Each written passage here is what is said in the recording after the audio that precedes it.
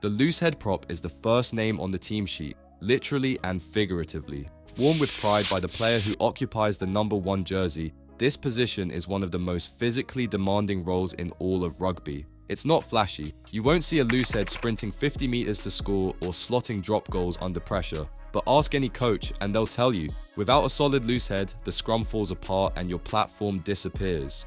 So what exactly does a loose head do? It starts in the scrum. In this set piece, the loose head lines up on the left side of the front row, going head to head with the opposition's tight head prop, often the biggest and strongest player on the field. The term loose head comes from the fact that their head is placed on the outside of the scrum, leaving one side loose, compared to the tight head prop whose head is sandwiched between 2 players. This seemingly small difference drastically changes the type of pressure each prop faces. For the loose head, the challenge is staying low and driving forward while absorbing upward pressure from the opposing tight head, who is trying to pop them out of the scrum. It's a battle of leverage, strength, and body position, centimeter by centimeter. If the loose head loses that battle, the whole scrum can collapse or get shoved backward. Win it, and you create a clean platform for the backs to strike from. Loose head prop. But the loose head's job doesn't end there. In open play, they're expected to be relentless. You'll find them hitting rucks, clearing out defenders, and carrying the ball into contact. Their role is to gain hard meters when there's no space, to set the tone physically, and to tire out the opposition with unrelenting work at the breakdown. They don't need to be fast, but they do need to be powerful and explosive over short distances. Defensively, loose heads are enforcers. They make a lot of tackles around the ruck and are often involved in slowing down or disrupting the opposition's forward momentum. Many great loose head props pride themselves not just on their scrum dominance, but also on their work rate, how many rucks they hit, how many tackles they make, how many times they get back to their feet when others are still catching their breath. Hooker. Right in the middle of it all, literally, is the hooker. Wearing the number 2 jersey, the hooker is perhaps rugby's most versatile forward. They bind between the 2 props in the front row of the scrum, control lineouts with their throwing arm, contribute like a flanker at the breakdown, and carry the ball like a bulldozer. This is a role that demands equal parts finesse and ferocity. Let's start with the scrum. The hooker is aptly named for their responsibility to hook the ball back with their foot once it's fed into the scrum by the scrum half. They are the only player in the scrum with this job, and it requires a balance of timing, flexibility, and awareness. While doing this, they also have to maintain a strong bind between the 2 props and hold their body position to prevent the scrum from collapsing. It's a unique dual task. Stay locked in while also using one leg to flick the ball back at exactly the right moment. Now imagine this. You're crouched in the middle of 2 250-pound men getting crushed in a scrum, and then 2 minutes later, you're at the sideline under pressure, throwing a perfect 20-meter line-out dart into the hands of a leaping lock. That's the life of a hooker. Line-out throwing is one of the most high-pressure individual skills in the game. A crooked or inaccurate throw can give away possession or kill a scoring chance. The best hookers spend hours perfecting their technique, memorizing calls, and adapting to the movement of jumpers mid-air. In the loose, hookers are often everywhere. They're built like battering rams, but move with the agility of a back row forward. You'll see them popping up to take short passes from the scrum half, hammering into the defense to make a few extra meters. They're also key at the breakdown, acting like mini flankers, clearing out opposition players, and even going for steals when the chance arises. Tight head prop. If the loose head prop is a bulldozer, the tight head prop is a brick wall. Worn by one of the most physically intimidating players on the field, the number 3 jersey belongs to a man whose job is to stand his ground against immense pressure, deliver relentless physicality, and never back down. In the scrum, the tight head prop lines up on the right side of the front row, head wedged between the opposing hooker and loose head prop. This tight bind is where the name comes from. Unlike the loose head, who has a bit of room to maneuver, the tight head is locked in and directly responsible for anchoring the scrum. It's arguably the toughest position in the set piece. The pressure they face isn't just head-on, it comes diagonally from underneath and across the bind. Every time the ball is fed into the scrum, the opposition loose head tries to destabilize the tight head, lifting, twisting, or driving at awkward angles to create collapse or win a penalty. A tight head's main objective is to absorb all that chaos and hold firm. This means core strength and technique are non-negotiable. It's not about size alone. The best tight heads know how to use their body height, leg drive, and bind positioning to create a platform that's rock solid. When they dominate, the entire scrum gains ascendancy, but if they're overwhelmed, everything falls apart. But the tight head's job doesn't end at the scrum. In modern rugby, they're expected to work like machines around the field. You'll see them making short, powerful carries, usually right into the teeth of the defense. These carries might only gain a meter or two, but they suck in defenders and generate quick ball for the attack to build off. Defensively, the tight head is often positioned in the thick of the ruck area. Their role?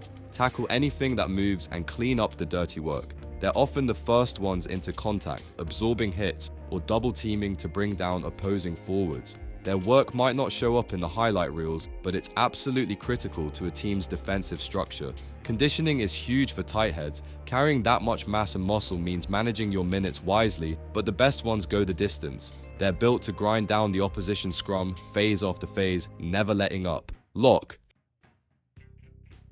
Standing tall, literally and figuratively, the players wearing the numbers 4 and 5 jerseys are rugby's engine room. The lock, also known as a second row forward, is the towering presence that powers the scrum, commands the line-out, and acts as the beating heart of the forward pack. First, let's talk about the scrum. The lock binds directly behind the props and hooker, placing their head between the prop and hooker's hips and driving forward with raw leg strength. Their job is to generate force, pure torque, to help the front row win the battle up front. It's not glamorous, but it's absolutely vital. Without the lock providing horsepower, the scrum becomes sluggish and underpowered. In this role, body position is everything. The lock must stay low, keep their back straight, and drive through their hips. It's a punishing job, often involving multiple resets and sustained pressure, but it's the work that gives the scrum its bite. But it's in the line-out where locks truly shine. These players are almost always among the tallest on the field, often towering well over 6 feet 6 inches, 198 centimeters, and they're launched into the air by teammates to catch the ball thrown in by the hooker. Timing, communication, and aerial skill all come into play here. A great lock doesn't just jump, they read the throw, anticipate the opposition's movements, and secure clean possession. There's also a strategic mind behind the position. Locks often call line-out plays, directing the forwards to execute lifts, jumps, and decoys that can win key possession deep in enemy territory. When a team is 5 meters out from the try line, it's usually a lock's voice leading the line out that sets up a rolling maul.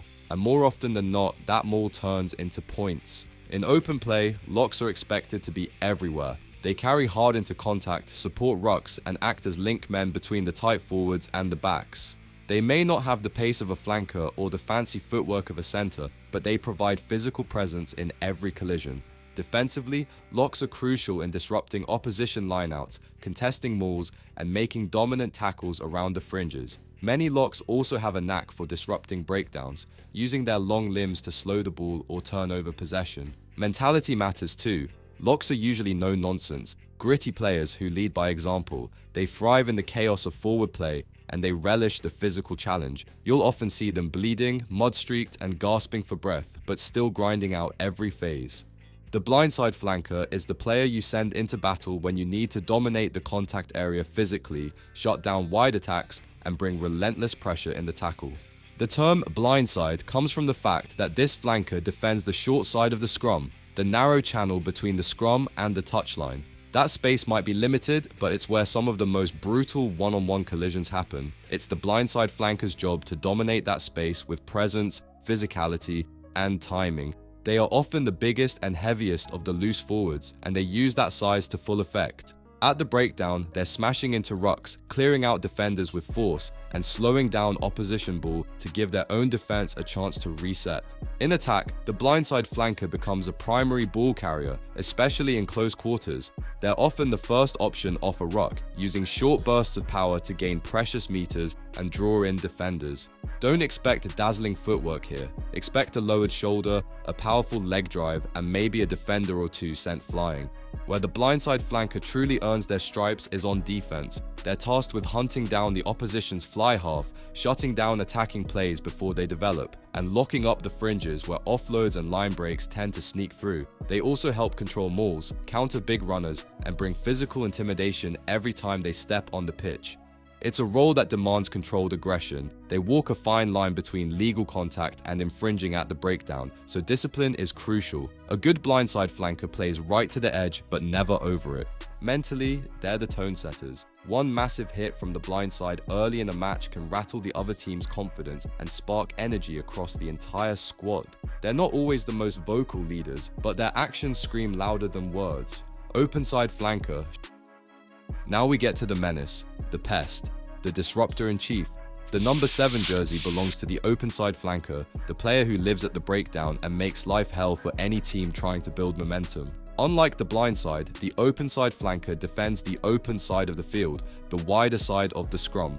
That means they're responsible for covering more ground and getting to the breakdown first. Their speed, agility, and game sense are unmatched among the forwards. The hallmark of a great Openside?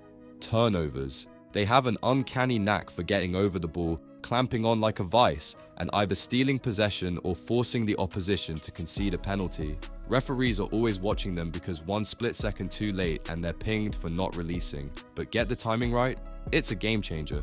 Opensides need to be incredibly quick off the mark. Their first 3 steps after a tackle often determine whether they win the breakdown or lose it. They have to make split-second decisions, go for the ball, secure the ruck, or peel off and realign in defense. Every phase is a mental chess match. And while they're known for poaching ball, they also make a mountain of tackles. These are the players diving at ankles, cutting down runners at speed, and popping back up like machines. They're relentless.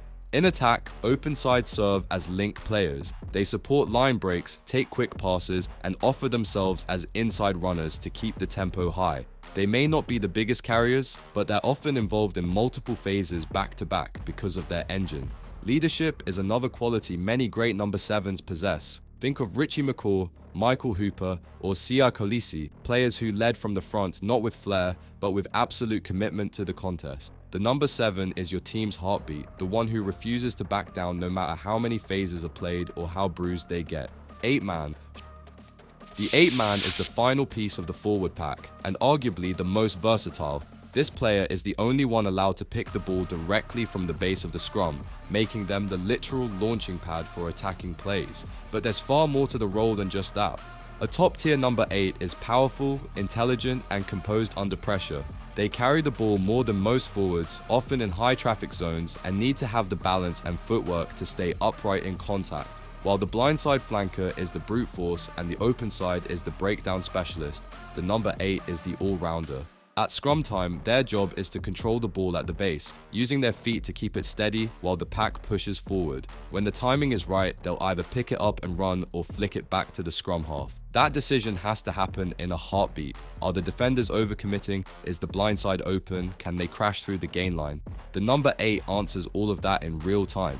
Their carrying ability is a big part of their identity. Expect to see them charging into defenders, breaking tackles, and gaining those gritty post-contact meters, but they also need soft hands. Many modern 8s are excellent offloaders, comfortable passing before and after contact, and adept at working as link players with the backs. Defensively, they're often tasked with plugging gaps around the scrum and ruck, making solid one-on-one tackles, and even contesting high balls on kickoffs.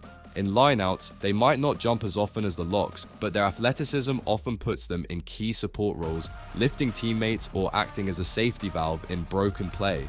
And tactically, they're field generals in their own right. They need to read the rhythm of the game, balance risk and reward, and constantly adapt. Some teams use their number 8 as a second playmaker, others use them as a battering ram. Either way, they must be the calm within the chaos, a player who makes the right decision under fire and inspires confidence across the park. Scrum half. The scrum half runs the show from the base of every breakdown, scrum, and lineout, touching the ball more than any other player on the field. They are the heartbeat of every single play. What makes a great scrum half? Speed, vision, communication, and an almost arrogant sense of timing. They must assess the situation in an instant, read the defensive line, identify gaps, and choose the right option: pass, snipe, or kick. And they have to do it all while being hunted by flankers and opposition forwards who would love nothing more than to flatten them. The pass is their bread and butter. A good scrum half delivers a quick, flat, and accurate pass that sets the tone for the entire attacking line. They must be able to pass off both hands, under pressure, on the run, and from awkward positions. The split second it takes for a slow or mistimed pass to reach the fly half can kill an attacking move before it even starts. Scrum halves also have a deadly short kicking game. Box kicks, those high, lofted punts just over the ruck, are a tactical weapon that can pin back opposition wingers or regain territory when the pressure is on. Some nines also have a sneaky grubber or chip kick in their arsenal to surprise the defensive line. But don't let their size fool you. Scrum halves are tenacious defenders, often taking on forwards twice their weight. They're also the most vocal player on the field, constantly barking orders, organizing pods, and directing traffic. The best ones are fearless, feisty, and absolutely refuse to back down. In many ways, they are the emotional spark of the team. When a scrum half is fired up, the team follows. When they control the tempo, the game flows. And when they make the wrong call, everyone feels it. That pressure makes the number 9 jersey one of the toughest and most rewarding positions in the game. Fly half. The fly half is the brain behind the operation. If the scrum half is the engine, the fly half is the driver, the one making the big decisions about where the team goes, how they get there, and when to switch gears. Everything flows through the fly half. After the ball leaves the ruck, line out, or scrum, it typically lands in the hands of the fly half. And that moment is where strategy turns into execution. Do they kick for territory, pass to a runner, attack the line themselves? Every phase begins and ends with the fly half's choice. Vision and game management are essential. A great fly half reads defensive structures like a chessboard, spotting mismatches, exploiting space, and setting traps for defenders. They need to know when to slow the game down and when to turn up the heat. And most importantly, they have to stay calm under pressure. When defenses are flying up in their face, they still need to make the right play. Their kicking game is one of the most important aspects of their skill set. Tactical kicks for territory, high contestable kicks for wingers, or cross-field bombs to exploit space all fall under their domain. Then there's goal kicking. While not every fly half is the team's kicker, many are, and the ability to slot penalties and conversions can be the difference between winning and losing. But they're not just passers and kickers. Modern fly halves are dangerous runners. When they take the ball to the line, they attract defenders, and that opens up space for teammates. The best number 10s know when to dummy, when to go themselves, and when to pull the trigger on a looping backline play that's been practiced 100 times on the training ground. Defensively, fly halves often find themselves targeted by larger runners. That means they need to be technically sound tacklers, or at least smart enough to shepherd opponents into support. Many teams build a wall around their fly half to protect them, but the tough ones can hold their own without it. Ultimately, the fly half is your strategist, your playmaker, your clutch kicker, and your cool head. They wear the pressure of the scoreboard like a second jersey, and the great ones thrive in it. Inside center, show number 12. The number 12, or inside center, is one of the most tactically flexible positions in all of rugby. Some teams use their inside center as a secondary fly half. Others use them as a crash ball merchant who bulldozes through the gain line. The truth is, the best number 12s are a blend of both. Positioned just outside the fly half, the inside center is usually the first backline player to receive the ball after the scrum half. That means they need to be ready for anything: a hard carry into contact, a slick pass to the outside, a kick in behind the defense, or a subtle offload in traffic. They have to make decisions in a split second and execute them under extreme pressure. In many systems, the inside center is the go-to option for direct, powerful running. They'll crash the ball up the middle to draw in defenders, create space out wide, and set a solid platform for the next phase. But this isn't just about running hard. It's about timing, angles, and knowing how to manipulate defenders with subtle footwork or a late pass.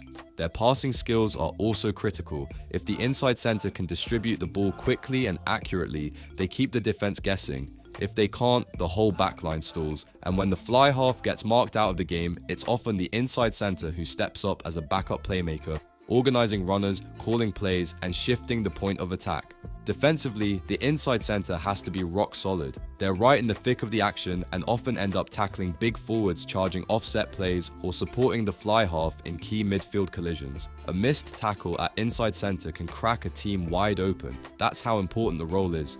Mentally, a great inside center is calm, adaptable, and constantly scanning the field. They need to know when to play it tight and when to let the ball sing. They don't always get the highlight reels, but without them, the attacking rhythm collapses. Outside center, now we're stepping into the flashier side of midfield. The outside center is where structure meets chaos, a position built for line breakers, support runners, and defenders with nerves of steel. The outside center has more room to work with than the inside center, and that space is both a weapon and a trap. This position is all about timing and precision. A good outside center hits the line at full speed, running smart angles to cut through defenders or draw them out. They often get the ball in motion, not standing still, and that makes them one of the biggest threats to a defensive line. Give the outside center just a little room and they can split the defense wide open. But it's not just about power or speed, it's about decision making. Should they take the gap themselves, offload to a support runner, draw the winger and pass? A lot of attacking plays hinge on the outside center making the right call in the blink of an eye. Defensively, the outside center has one of the most difficult jobs on the field. They're the hinge point of the backline, responsible for shutting down the outside while also helping cover the inside. They need to read the attack like a book and make aggressive, dominant tackles to stop backline moves in their tracks. One wrong step and the opposing winger is gone. The best outside centers are lethal in broken play. When the game gets loose and messy, they know how to pop up in support, exploit mismatches, and capitalize on tired defenders. They're finishers and creators, blending the grind of midfield work with the flair of outside backs. And in today's game, an outside center who can communicate well, shouting early, organizing the defensive line, and pointing out overlaps is worth their weight in gold. They're the last piece of the midfield puzzle, and they bring the entire backline to life. Left wing. The left wing is rugby's version of a highlight reel waiting to happen. These players are built for speed, agility, and finishing ability. Give them space and an inch of daylight, and they'll turn it into a try. But make no mistake, the role of a winger goes far beyond just scoring. Traditionally, the left wing hugs the sideline, stretching the defense and staying ready to receive the ball after it's been passed through the hands.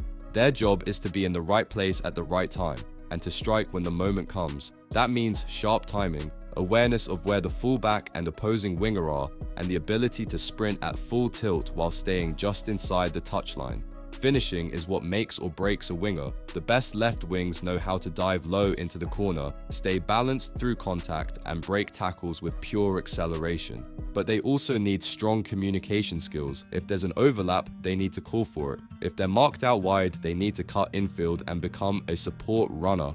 Defensively, the winger's responsibilities are increasing in complexity. They're often the last line before the fullback, and they face some of the most dangerous players on the field. They need to track cross kicks, chase high balls, and make tough tackles in open space. One slip and the other team scores. Modern left wings also play a major role in chasing kicks and competing in the air. They're expected to sprint downfield on box kicks, contest for possession, and turn defensive moments into counterattacks. And when their team is under pressure, they might drop back to help the fullback cover long territorial kicks. Perhaps most importantly, a good winger knows how to stay engaged even when the ball isn't coming their way. That means cutting inside to hunt for work, staying alert for loose balls, and supporting line breaks from anywhere on the field. Right wing. The right wing, or number 14, is a mirror to the left wing in terms of positioning, but the role is more than just a copy-paste. While both wings are finishers, chasers, and sideline hunters, the right wing often works in closer sync with the fly half and scrum half, depending on the team's structure. This means they're more likely to be part of pre-planned strike moves and kicking strategies. A great right winger is always alive to opportunity, whether it's a quick counter-attack, a perfectly weighted grubber kick, or a cross-field bomb from the fly half. The 14 has to be tuned in, ready to pounce. There's often less time and space on the right-hand side because most players are right-handed and the ball tends to shift left, so the 14 must be even more efficient with their chances. What sets elite right wings apart is their ability to make something out of nothing. A sliver of space becomes a break. A bouncing ball becomes a try. They don't just wait for plays to develop, they hunt them down. That means reading the defense, tracking the fullback's positioning, and calling for kicks or switches when the opportunity arises. Defensively, the right wing faces some of the fastest and most evasive runners on the opposing team. They need solid one-on-one tackling technique, excellent footwork, and an understanding of when to press up or hold the line. They're also crucial under the high ball, contesting kicks or covering territory with the fullback. Kick chasing is another key task. Wingers are expected to sprint at full pace to pressure the receiver, either forcing a mistake or contesting the ball in the air. A well-timed leap from a winger can change the flow of an entire game. And just like the left wing and right wing can't afford to disappear when they're not being passed the ball, a top-tier right wing will track across the field, pop up on the opposite side, or cut inside as a strike runner to give the attack a second punch. They're speed demons, sure, but also tacticians and cleats. Fullback. The fullback might be the coolest head on the field. They stand alone at the back, watching the chaos unfold ahead of them, ready to cover any mistake, field any kick, or launch a counterattack from deep. The fullback isn't just the last line of defense, they're often the first spark of something dangerous on attack. Positionally, the fullback hovers behind the backline, constantly adjusting their placement based on where the ball is, how the defense is set, and where the kicks might land. It's a game of anticipation. They're scanning for territory, identifying kicking threats, and making sure there are no gaps behind the line. Catching high balls is one of the fullback's most essential and pressure-packed skills. When an opposing fly half or scrum half hoists a bomb into the air, the fullback has to leap, secure the ball, and land safely while defenders charge toward them at full speed. Mistakes here are costly. Confidence under the high ball is non-negotiable, but the fullback is far from a passive safety net. In modern rugby, they're an attacking weapon. After fielding a kick, they often launch the counterattack, using vision, pace, and agility to pick a line through disorganized defenders. They might link up with the wings, loop around the backline, or slice straight through the middle. A smart fullback knows when to run and when to kick it back, winning territory or turning the pressure.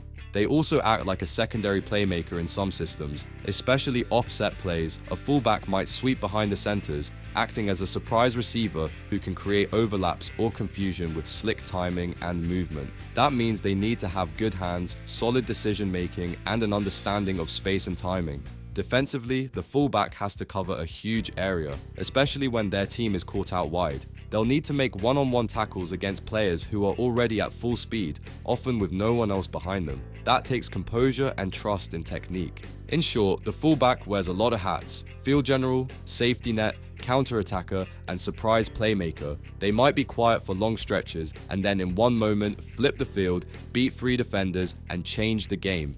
If you enjoyed the video, hit that like button, subscribe to this channel, and turn on the notification bell so you stay up to date with our recent posts. See you in the next video.